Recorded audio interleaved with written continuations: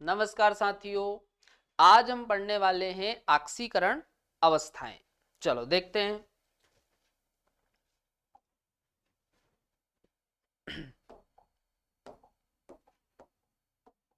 चलो, तो मैंने आपको पहले भी बताया है कि भाई ऑक्सीकरण अवस्था में दो प्रकार की ऑक्सीकरण अवस्था देखने को मिलती है ना।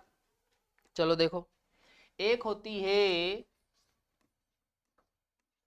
Group oxidation,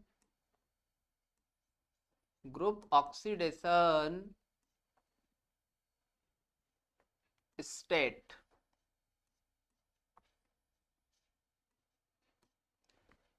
group oxidation state. तो ये जो ग्रुप ऑक्सीडेशन स्टेट है, समूह ऑक्सीकरण अवस्था, ये होती है समूह संख्या के बराबर। तो समूह संख्या है 7, तो ये है +7, समूह संख्या के बराबर +7।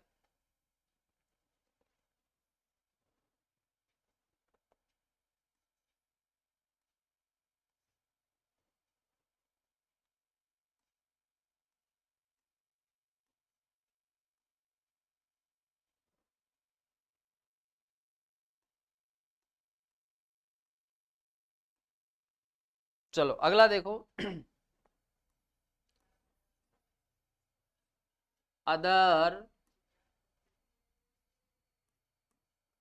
ऑक्सीडेशन,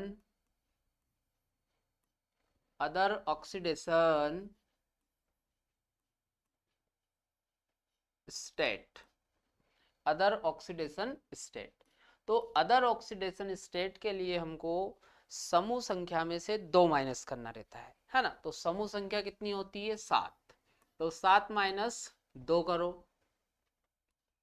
तो ये आ जाएगा +5। एक बार और देखो, अब आपको क्या करना है, ये +5 में से -2 करना है, तो ये आ जाएगी +3।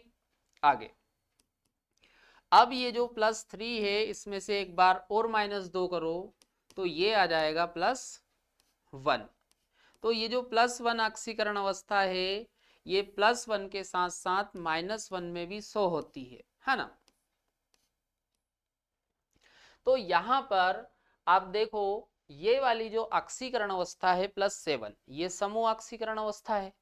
अब नीचे +5, +3, ±1 है ना, +1 भी और -1 भी, ये है अदर ऑक्सीडेशन स्टेट, अन्य ऑक्सीकरण अवस्थाएं, है ना। तो यहां पर आपको -1, +1, +3, +5, +7, ये ऑक्सीकरण अवस्थाएं आपको देखने को मिलेगी, है ना। चलो नोट करो।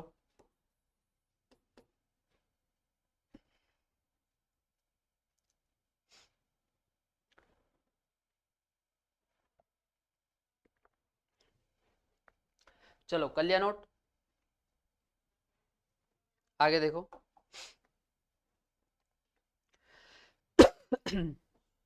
चलो अब कुछ पॉइंट है, इनको याद रखना अच्छे से, है ना। देखो, सभी हेलोजन -1 ऑक्सीकरण अवस्था दर्शाते हैं, ध्यान रखना, सारे हेलोजन -1 ऑक्सीकरण अवस्था दर्शाते हैं।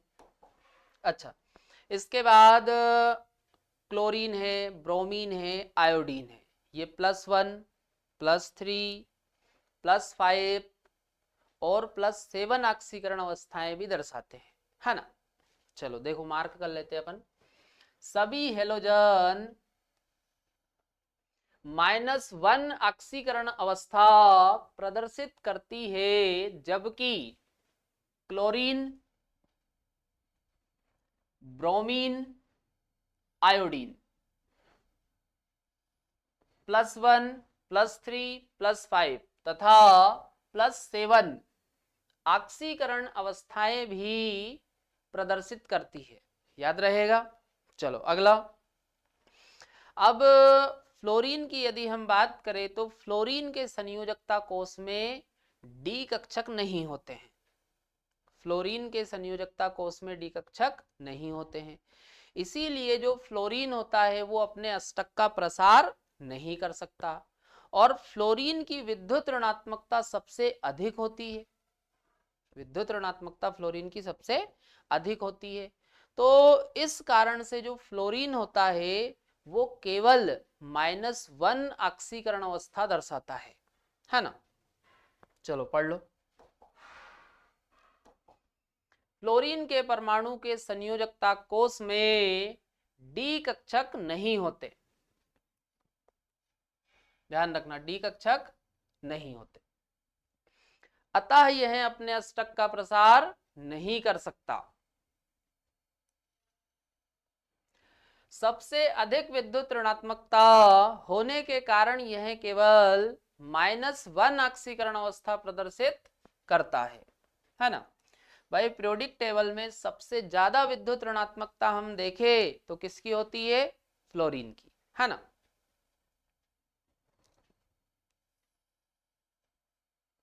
चलो अगला, भाई सभी हेलोजन अति क्रियाशील होते हैं, ये धातु के साथ भी अभिक्रिया कर लेते हैं, अधातु के साथ भी अभिक्रिया कर लेते हैं, और अभिक्रिया करके बनाते हैं हैलाइड। क्या बनाते हैं, हैलाइड। धातु के साथ भी अभिक्रिया करेंगे और अधातु के साथ भी अभिक्रिया करेंगे, और अभिक्रिया करके ये बनाते क्या है, हैलाइड। याद रहेगा इतना। तो सभी हेलोजन अति क्रियाशील होते हैं, ये धातु तथा अधातुओं के साथ अभिक्रिया कर हैलाइड बनाते हैं, है ना। क्या बना लेते हैं ये, हैलाइड। अगला, अब वर्ग में यदि हम नीचे जाते हैं तो वर्ग में नीचे जाने पर हेलोजनों की जो क्रियाशीलता है वो कम होती है ना। तो यदि हम ऑर्डर बनाए रिएक्टिविटी का,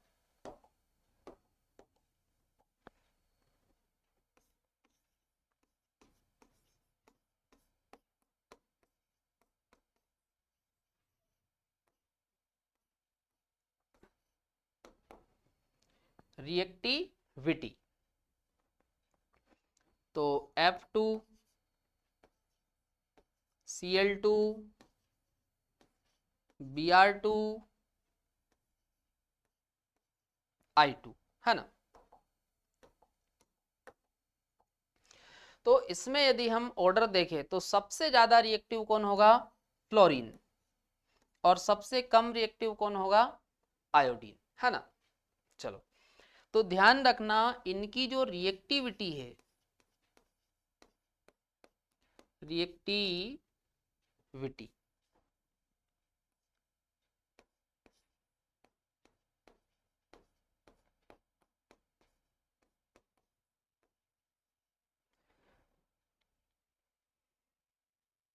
रिएक्टिविटी डायरेक्टली प्रोपोर्शनल होती है इलेक्ट्रोनेगेटिविटी के, डायरेक्टली प्रोपोर्शनल काय के होती है, इलेक्ट्रोनेगेटिविटी के।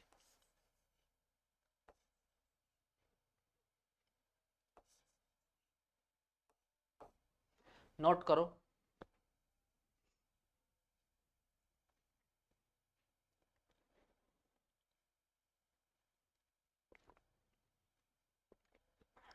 कर लिया नोट। तो ध्यान रखना इनकी जो रिएक्टिविटी है वो इलेक्ट्रोनेगेटिविटी, विद्युत ऋणात्मकता के समानुपाती होती है। तो भाई विद्युत ऋणात्मकता सबसे ज्यादा किसकी होती है, फ्लोरीन की। तो सीधी सी बात है जो रिएक्टिविटी है वो भी सबसे ज्यादा किसकी होगी, फ्लोरीन की। याद रहेगा इतना, नोट करो फटाफट।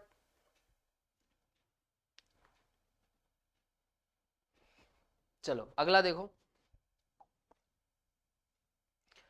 अब ये कुछ पॉइंट लिखे हुए हैं चलो पढ़ लेते हैं। अब देखो हेलोजनों की यदि अपन बात करें तो भाई हेलोजनों के आउटर सेल में कितने इलेक्ट्रॉन होते हैं, 7। आउटर सेल में कितने इलेक्ट्रॉन होते हैं, 7। अब भाई इनको अष्टक पूरा करने के लिए केवल कितना इलेक्ट्रॉन चाहिए, 1। तो 1 इलेक्ट्रॉन को लेने की इनकी प्रवृत्ति बहुत ज्यादा होती है, और बहुत ज़्यादा इलेक्ट्रॉन को लेने की प्रवृत्ति होने के कारण हेलोजन जो है वो प्रबल आक्सीकारक होते हैं। कैसे होते हैं? प्रबल आक्सीकारक। पढ़ो। एक इलेक्ट्रॉन तत्काल ग्रहण कर लेने की प्रवृत्ति के कारण हेलोजनों की प्रबल आक्सीकारक प्रवृत्ति होती है ना? प्रबल आक्सीकारक प्रवृत्ति होती है ना, ध्यान रखना। क्या होती है? प्रबल आक्सीकारक प्रवृत्ति।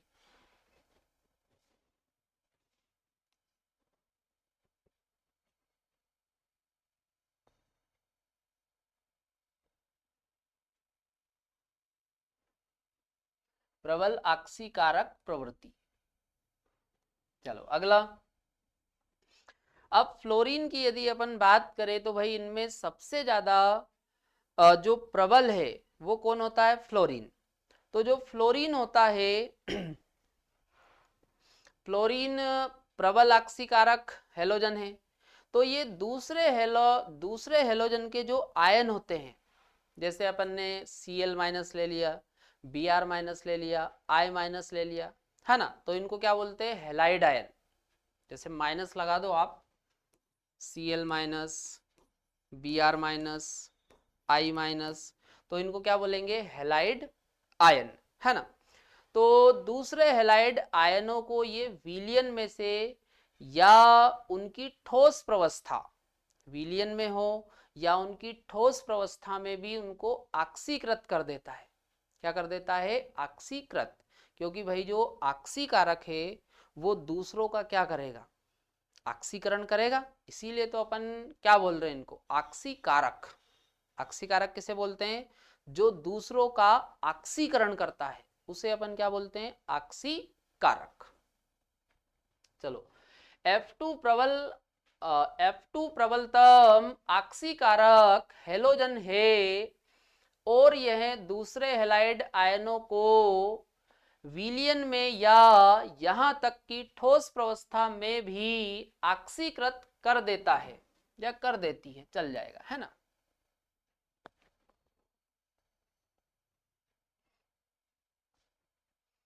दूसरे हेलाइड आयनों को, मतलब ये Cl minus, Br minus, I minus, है ना? को विलियन में या यहां तक कि ठोस प्रवस्था में भी ऑक्सीकृत कर देती है ना? सामान्यतः एक हेलोजन उच्च परमाणु क्रमांक के हेलाइड आयनों को ऑक्सीकृत करती है ना?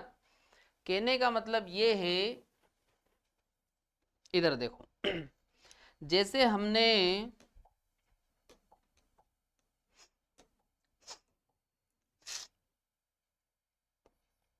F2 लिया, क्या लिया हमने? F2, और इसके साथ में हम ले लेते हैं Cl माइनस, है ना?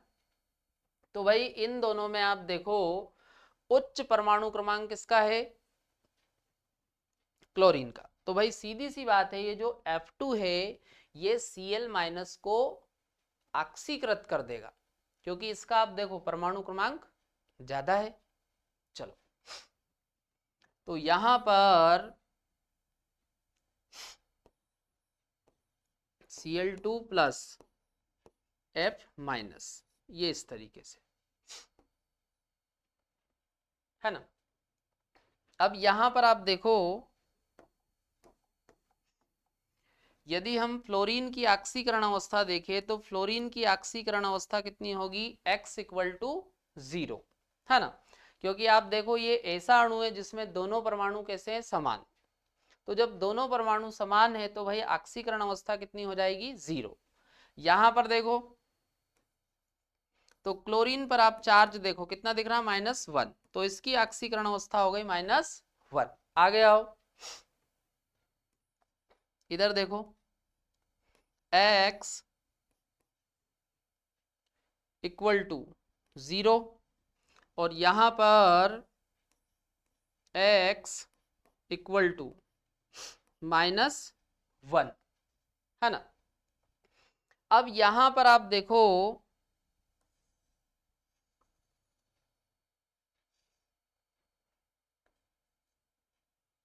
नहीं, इधर लेके आओ। यहां पर देखो फ्लोरीन की ऑक्सीकरण अवस्था पहले 0 है और बाद में कितनी हो गई -1, मतलब कम हो रही। तो इसका क्या हो रहा है, रिडक्शन।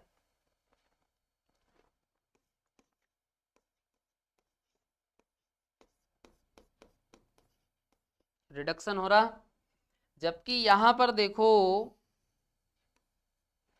पहले ऑक्सीकरण अवस्था -1 थी, बाद में हो गई 0, मतलब बड़ी। भाई माइनस से 0 हो गई मतलब बड़ी। तो यहां पर हो रहा ऑक्सीडेशन। क्या हो रहा है, ऑक्सीडेशन। भाई ऑक्सीडेशन नंबर बढ़ा तो बढ़ने को क्या बोलते हैं, ऑक्सीडेशन। और ऑक्सीडेशन नंबर कम हुआ तो उसको क्या बोलेंगे, रिडक्शन, है ना। चलो अब यहां पर आप देखो Cl- का क्या हो रहा, ऑक्सीडेशन। तो भाई ऑक्सीडेशन कर कौन रहा है, F2।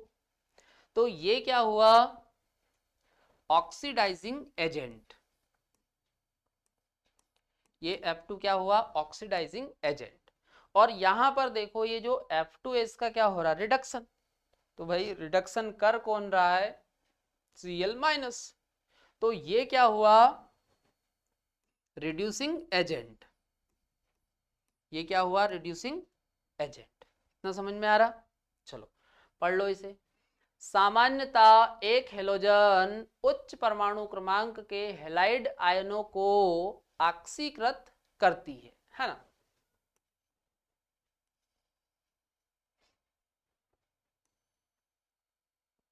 चलो नोट करो ये पूरा ऐसा कैसे।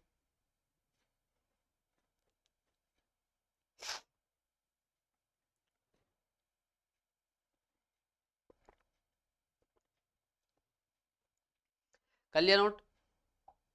चलो अगला देखो। अब जैसे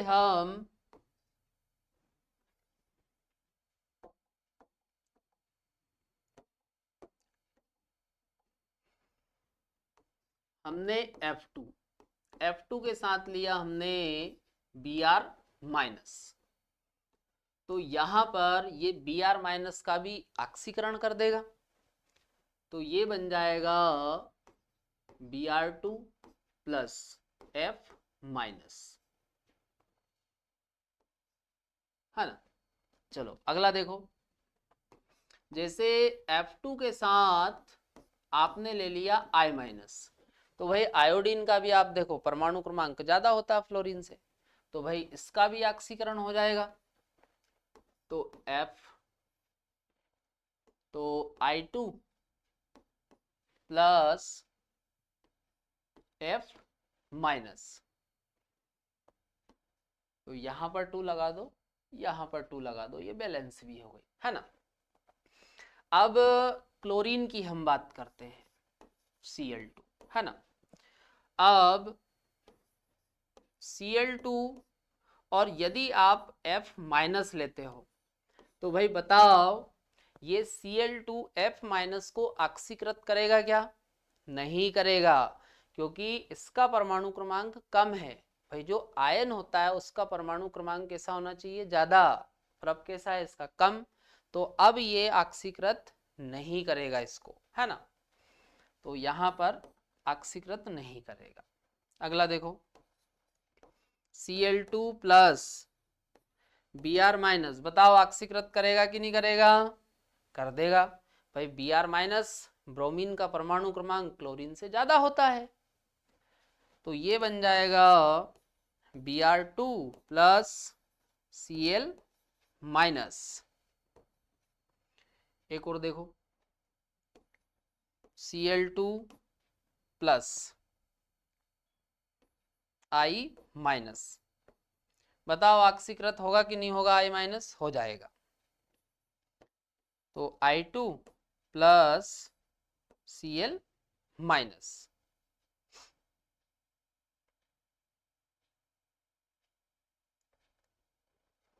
तो यहां पे 2 लगा दो और यहां पे 2 लगा दो। चलो अगला देखो, अगला अपन Br2 का देखते हैं, है ना। जैसे आपने Br2 लिया,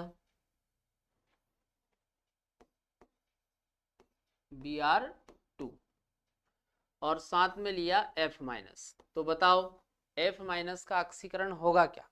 नहीं होगा। Br2 प्लस Cl माइनस, बताओ इसका ऑक्सीकरण Cl माइनस का होगा क्या? नहीं होगा। Br2 प्लस I माइनस, बताओ इसका ऑक्सीकरण होगा कि नहीं होगा? I माइनस का। अब हो जाएगा, क्योंकि इसका परमाणु भार ज्यादा होना चाहिए। भाई जो आयन ले रहे हैं अपन, उसका परमाणु भार ज्यादा होना चाहिए, है ना।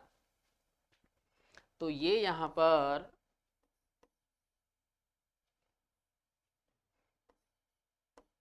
I2 प्लस Br माइनस,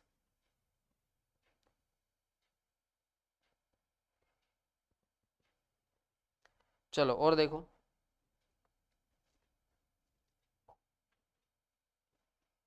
यहाँ पे ये बैलेंस कर लो, है ना, 2 लगा लो, ये हो गई बैलेंस, है ना।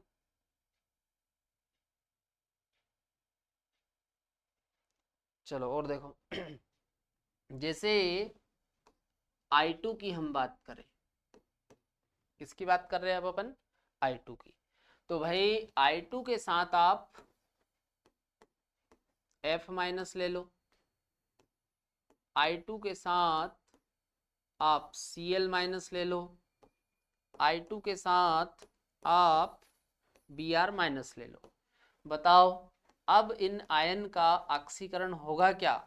नहीं होगा, क्योंकि भाई ये जो आयन अपन लेते हैं इनका परमाणु क्रमांक ज्यादा होना चाहिए। परमाणु क्रमांक ज्यादा हो, या फिर आप परमाणु भार से भी देख सकते हो, क्योंकि भाई जिसका परमाणु क्रमांक ज्यादा होगा उसका परमाणु भार भी ज्यादा ही होगा, है ना।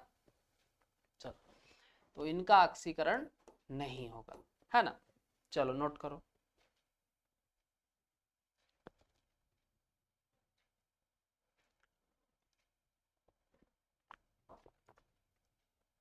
चलो कर लिया नोट, आगे देखो।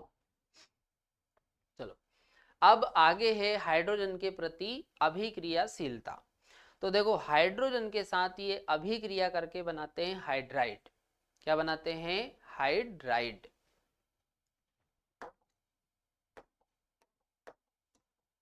ये सभी हाइड्रोजन के साथ अभिक्रिया कर हाइड्राइड बनाती है ना, ध्यान रखना।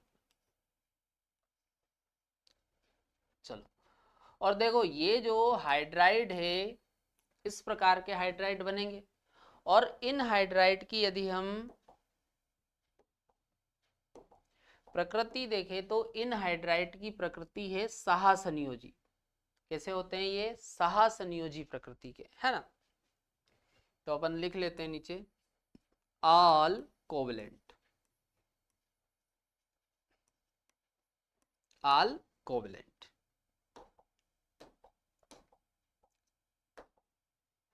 चलो अगला देखो, अब इनमें अपने को सारी चीजें देखनी है एक एक करके। पहले अपन देखते हैं बॉन्ड लेंथ, है ना। तो भाई जब अपन समूह में नीचे जाएंगे, डाउन द ग्रुप,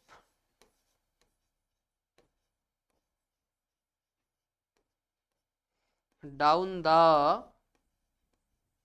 ग्रुप, तो जब आप समूह में नीचे जाओगे तो समूह में नीचे जाने पर जो बॉन्ड लेंथ है वो बढ़ेगी।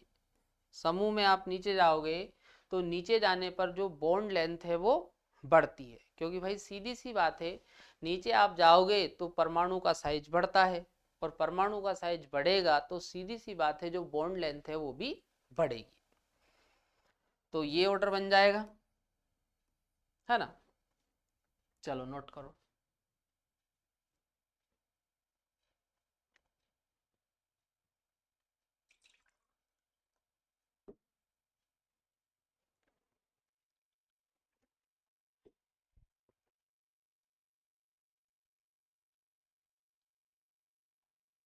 चलो अगला देखो, अगला है थर्मल स्टेबिलिटी या आप बॉन्ड एनर्जी देख सकते हो, है ना, क्योंकि दोनों का ऑर्डर सेम ही होता है, इसलिए अपन ने ऑब्लिक करके लिख रखा है ना। चलो देखो इधर, जैसे थर्मल स्टेबिलिटी, थर्मल स्टेबिलिटी जो है वो बॉन्ड एनर्जी के होती है समानुपाती, बॉन्ड एनर्जी के कैसी होती है, समानुपाती, और बॉन्ड लेंथ के व्युत्क्रमानुपाती होती है, बॉन्ड लेंथ के कैसी होती है, व्युत्क्रमानुपाती। तो अब हम समूह में नीचे जा रहे हैं, down the group, down the group, समूह में नीचे जा रहे हैं हम, तो नीचे जाओगे तो भाई जो बॉन्ड लेंथ है वो बढ़ेगी। अब बॉन्ड लेंथ बढ़ेगी तो जो बॉन्ड एनर्जी है वो कम होगी, भाई बॉन्ड लेंथ बढ़ रही ना, तो सीधी सी बात है जो बॉन्ड एनर्जी है वो भी कम होगी, और थर्मल स्टेबिलिटी भी कम होगी, है ना।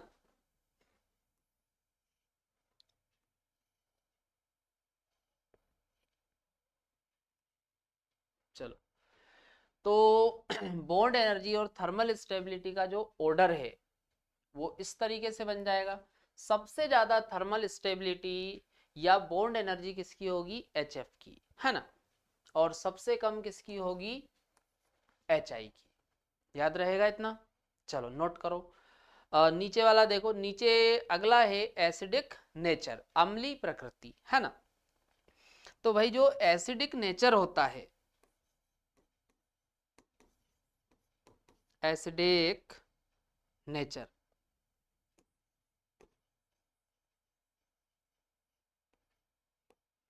एसिडिक नेचर बॉन्ड लेंथ के डायरेक्टली प्रोपोर्शनल होता है, बॉन्ड लेंथ के कैसा होता है, डायरेक्टली प्रोपोर्शनल, बॉन्ड लेंथ के कैसा होता है, डायरेक्टली प्रोपोर्शनल। चलो अब यहां पर आप देखो भाई हम समूह में नीचे जा रहे हैं, तो नीचे जाओगे तो जो बॉन्ड लेंथ है वो बढ़ेगी,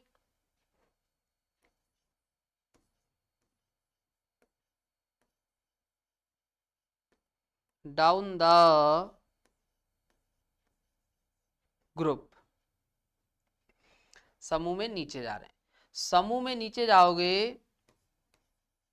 तो जो बॉन्ड लेंथ है वो बढ़ेगी, और बॉन्ड लेंथ बढ़ेगी तो सीधी सी बात है जो एसिडिक नेचर है वो भी बढ़ेगा, है ना।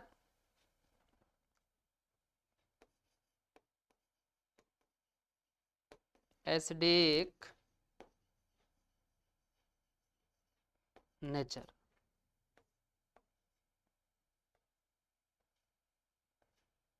एसिडिक नेचर बढ़ेगा, तो सबसे ज्यादा एसिडिक नेचर किसमें होगा, एच आई।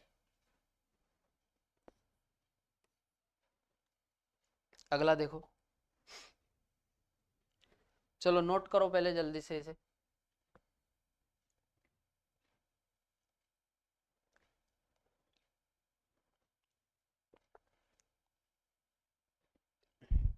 कर लिया नोट। चलो अगला देखो, अगला है रिड्यूसिंग नेचर। तो देखो जो रिड्यूसिंग नेचर होता है,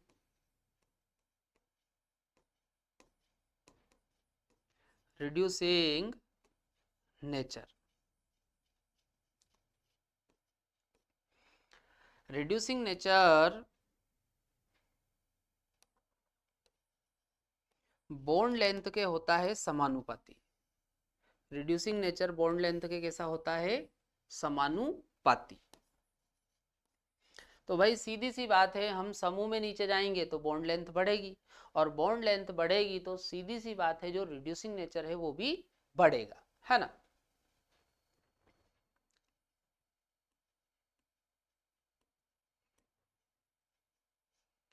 down the group, down the group,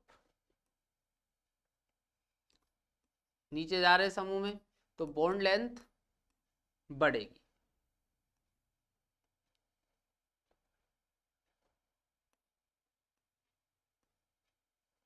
bond length बढ़ेगी। और सीधी सी बात है, जो बॉन्ड लेंथ है वो बढ़ रही है, तो जो रिड्यूसिंग नेचर है वो भी बढ़ेगा। रिड्यूसिंग नेचर,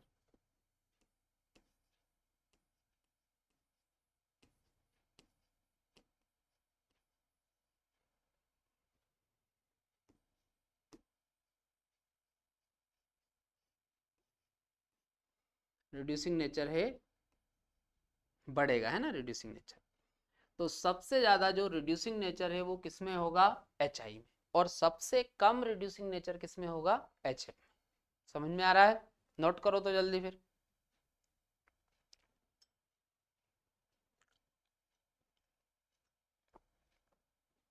कर लिया नोट।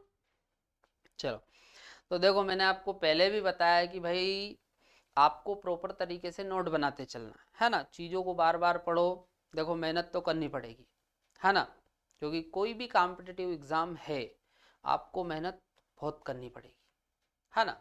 और भाई मेहनत से कब तक भागोगे, यदि मेहनत से भागोगे तो जीवन भर भागते रहोगे, ये बात मेरी अच्छे से याद रखना। आज मेहनत कर लोगे तो पूरा जीवन आपका सुखमय हो जाएगा, है ना। तो मेहनत से नहीं भागना है, मेहनत करो। चलो अगला देखो अगला है मेल्टिंग और बॉइलिंग पॉइंट, है ना। तो ये जो मेल्टिंग और बॉइलिंग पॉइंट है इनके ऑर्डर आपको याद रखना है ना। चलो देखो, जैसे मेल्टिंग पॉइंट में देखें तो मेल्टिंग पॉइंट सबसे ज्यादा होता है HI का, सबसे ज्यादा किसका होता है, HI का। चलो फिर इससे कम HF, HF से कम HBr, और सबसे कम होता है HCl का, है ना। बॉइलिंग पॉइंट देखो तो सबसे ज्यादा बॉइलिंग पॉइंट होता है HF का, इससे कम HI का, और इससे कम HBr का, और इससे भी कम होता है HCl का, है ना। ये दोनों ऑर्डर अच्छे से याद रखना। चलो नोट करो, कर लिया नोट। चलो, तो यहाँ पर अपना ये आज का टॉपिक कंप्लीट हो जाता है। इसके आगे अपन कंटिन्यू करते हैं कल।